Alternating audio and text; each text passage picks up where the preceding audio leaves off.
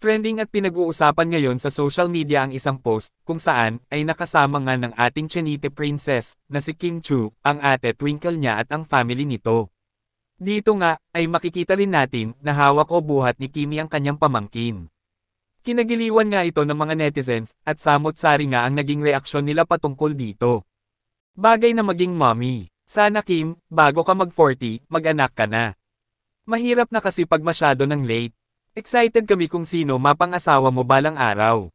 Sana naman, si Paolo na lang. Pala desisyon kami. Alam mo yan. Haha. Bagay na maging mommy si Kimi. Kailan kaya? Sana malapit na. Kasi, you're not getting any younger anymore with Paolo. Okay lang sa lalaki, but sa babae, medyo mahirap na makabuo ng twins. At isa pa, dapat 3. 2 boys, 1 girl. It's the right time to shine as a mommy Kimi.